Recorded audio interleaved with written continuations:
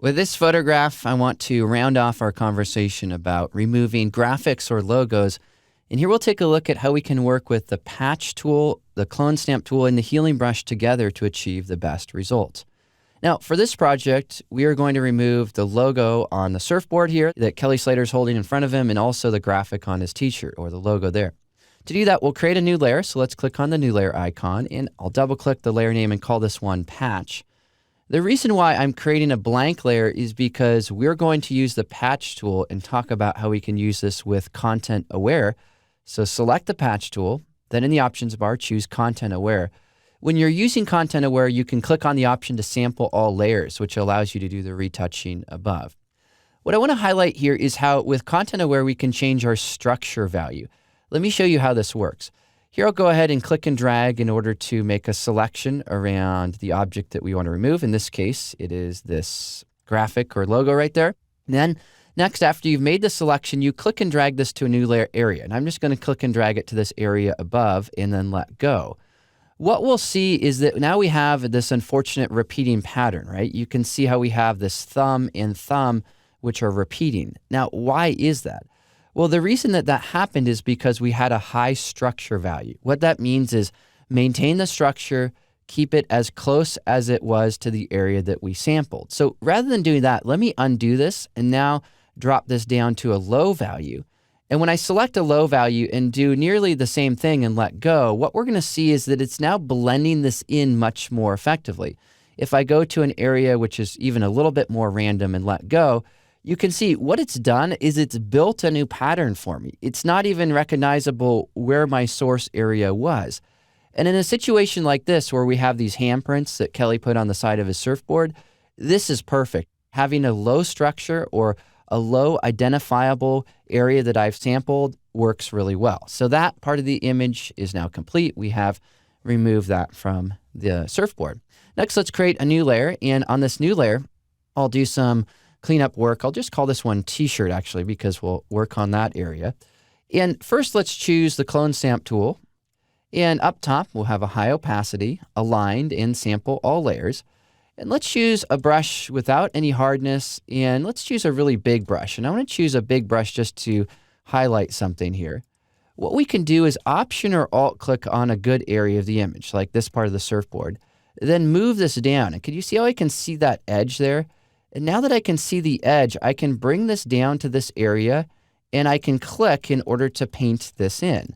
Now, I'm painting in a couple of problems because my brush is so big, but I wanted to highlight how we can really see what we're bringing over when we have a little bit of a larger brush size.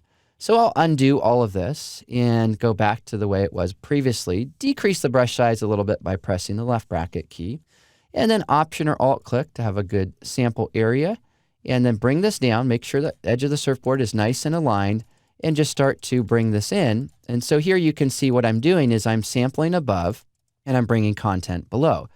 Now, before I get too carried away, I want to highlight that when you bring something over, if it isn't in the right spot, you can move this around. So we can move this, so we can get it in the right spot. If also it isn't the right angle, you can press Command T on a Mac or Control T on Windows, and then use what's called Advanced Free Transform.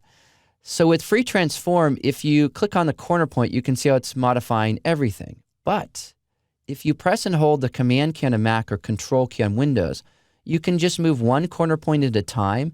And in this case, I'm going to move that and change the angle there so that the edge of the surfboard is perfectly straight. Now, this is subtle, but nonetheless really helpful in order to retouch that area.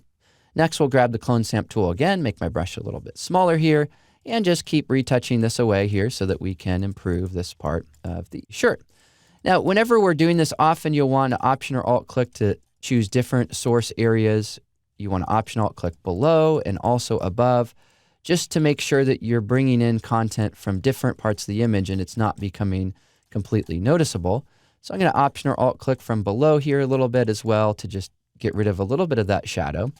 Now, at this point, it looks okay, but I want to bring back some texture. To do that, you want to work with your healing brush. With the healing brush, I'm going to sample and even bring down a little bit from above. And what this does is it takes whatever we had there with our clone stamp tool, which gets a little bit mushy sometimes, or a little bit repetitive and just says, hey, let's bring in some of this nice texture we have in a few of these other areas. Tap my left bracket key to make the brush smaller over here. And it helps to create a more seamless retouch.